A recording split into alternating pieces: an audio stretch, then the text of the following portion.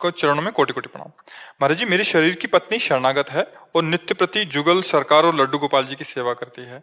महाराज जी, पर कभी कभी देखता हूँ कि उसके शरीर पे कभी संकट आते हैं तो मेरा मन विचलित होता है कि ये भगवान की भक्ति भी करती है और उसके जीवन में कष्ट भी आ रहे हैं। देखो, एक बात समझनी होगी कि हमारी जो पुरानी खेती की कमाई है वो तो हमें खाना पड़ेगा, जो नई खेती बोई है इसका इंतजार करना पड़ेगा।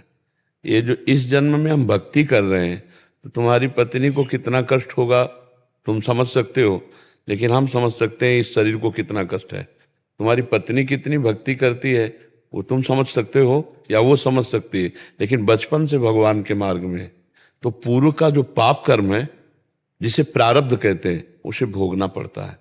बड़े बड़े संतों को भोगना पड़ता है। रामकृष्ण परमहंस जी के गले में कैंसर था, भाई जी हनुमान प्रसाद पोद्दार जी के उदर में कैंसर था, बड़े बड़े सिद्धों को, भीष्म जी बाल ब्रह्मचारी भगवान के महान भक्त 6 महीना बाणों की सैया पर तड़प तड़प करके व्यतीत किया और फिर प्राण त्यागे। आप समझ पा रहे हो, जो हमारे पूर्व जन्म के पाप कर्म हैं भक्ति उनको सहने के सामर्थ्य देती है। जो हम नवीन भक्ति कर रहे हैं ये हमारे संचित कर्म को भस्म करेगी, जो गोदाम रूप जमा है। अनेक जन्मों के कर्म जो जमा है उनका नाम संचित, जो अभी हम नए कर रहे हैं उनका नाम क्रियमाण। और जिन शरीर की रचना 2 कर्मों से हुई, पाप और पुण्य, सुख और दुख, उससे ये शरीर कभी सुखी होता है और कभी दुखी होता है। तो वो प्रारब्ध पहले रच चुका है, भक्ति अब कर रहे हैं। और जन्म के पहले शरीर का प्रारब्ध रच गया है कि 40 साल में ये होगा, 30वें वर्ष में ये होगा, 5वें। अब उसको अगर आप भक्ति से जोड़ेंगे कि भक्ति करते हुए भी उसको जुकाम हो रहा है, बुखार हो रहा है, शरीर दर्द कर रहा है, या कोई रोग हो जाता है, या कोई घटना घट जाती है, तो ये अज्ञान होगा हमारा। भक्ति हमारी नई फसल है और शरीर की रचना है पुराना पहले हो चुका है। भक्ति अब हम कर रहे हैं ना, लेकिन शरीर रचने के पहले जो कर्म रख दिए गए, ये है भजन का फल। कि भगवान की शरण में है तो हमको महसूस नहीं होने दे रहा और भयानक कष्ट है। भक्ति का फल सहनशीलता और अगला हमारा हिसाब बढ़िया होगा। ये हमारी अभी की फसल है, पिछली फसल भोगनी पड़ेगी, इसके लिए तैयार रहना पड़ेगा। अगर भक्ति ना करो तो भी भोगनी पड़ेगी, भक्ति करोगे तो भी भोगनी पड़ेगी। तो भक्ति क्या बल देगी? भोगने की सामर्थ्य। और आंतरिक जो फल है वो उसका हम ना वाणी से वर्णन कर सकते ना तुम्हें बता सकते। तो हम भक्ति को इस बात में न तौले कि जुखाम ना हो, बुखार ना हो, मतलब भक्ति थोड़ी बारी कर दी तो कोई रोग ना हो। नहीं, ये होगा, बड़े बड़े सिद्धों को हुआ है, क्योंकि शरीर अब भजन करके सिद्ध हुआ है, लेकिन जन्म के पहले इसकी रचना हो गई पाप और पुण्य से मिश्रित शरीर की। तो बड़े बड़े संतों को भोगना पड़ा है। तो हमें लगता है हम हिम्मत करके भक्ति को बढ़ाएं, ना कि उसको घटाएं, क्योंकि हमारा आखिरी फाइनल ये है कि जन्म ही न हो, और जन्म हो तो भगवान के निज जनों के घरों में जन्म हो, खूब भक्ति पूर्वक जीवन व्यतीत हो, तो कोई परेशानी नहीं। भगवान से विमुख जीवन होगा तो अब कलिकाल आने वाला है, बढ़ने वाला है, इतना बढ़ने वाला है कि भक्ति शब्द सुनने को नहीं मिलेगा। आगे जो समय आएगा वहां कलिकाल बिहाल भय मनुजा नहीं माने को अनुजा तनुजा। ऐसा भ्रष्ट संसार हो जाएगा कि धर्म से चलना मुश्किल हो जाएगा।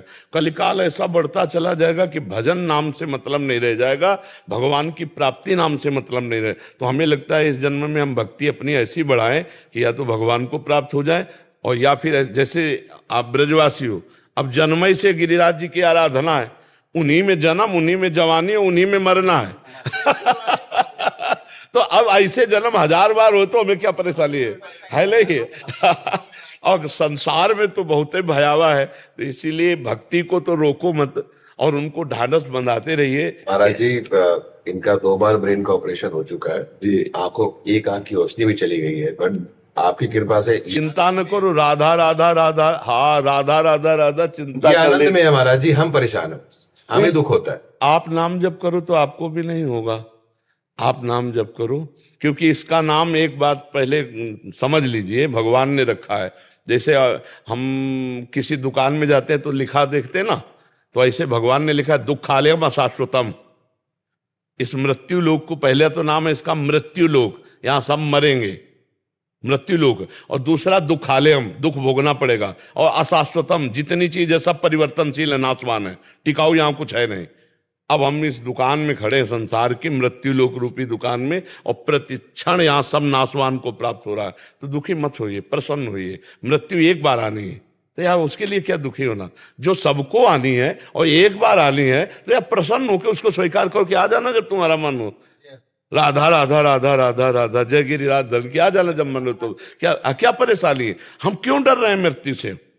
क्योंकि भगवान से परिचय नहीं, इसलिए क्योंकि शरीर से परिचय और ये छूटेगा इसलिए डर रहे हैं। नहीं तो मृत्यु से क्या डर, मरने से सब जग डरा मेरो मन आनंद। अपने प्रभु के पास जाना है शरीर छोड़ करके, बिल्कुल। आप इसीलिए तो हम कह रहे हैं अध्यात्म के बिना जीवन बड़ा शोकग्रस्त जीवन होता है, बड़ा दुखमय जीवन होता है। आप एक आदमी का विश्व में किसी को नाम बता दो जो भगवान से विमुख और आनंदमय हो, एक आदमी का पूरे विश्व में भगवान से विमुख हो और वो आनंदमय हो, एक आदमी का नाम बता दो। आप ये सोचोगे कि विश्व में टॉप का जीवन इनका है, और जब हम उनको एकांत में मिले ना तो आपको लगेगा कि इनसे तो अच्छे हम हैं, इनसे अच्छे हम हैं। कम से कम चैन से पति पत्नी रोटी खा करके सो तो जाते हैं, इनमें वो भी सौभाग्य नहीं।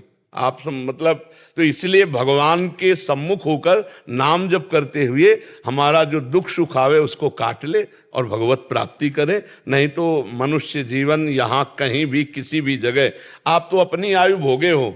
महाराज ययाति ने अपने पुत्र की 1000 वर्ष आयु भोगी, फिर भी भोगों में सुख नहीं खोज पाए, तो ऊब के संसार से वैराग्य लिया। तो हमें लगता है नाम जप करो और जो दुख आवे और सुख आवे, सुख में फूलो नहीं, दुख में भूलो नहीं प्रभु को, और जीवन यात्रा काट दो, बढ़िया है ना।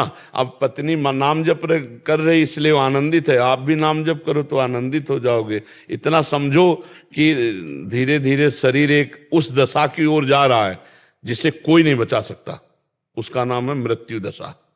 कभी भी आ सकती, कहीं भी आ सकती है। और हम अगर नाम जप कर रहे हो, शरीर छूटा तो भगवान की प्राप्ति हो जाएगी, और अगर नाम जप नहीं कर रहे और फिर शरीर छूटा तो दुर्गति हो जाएगी।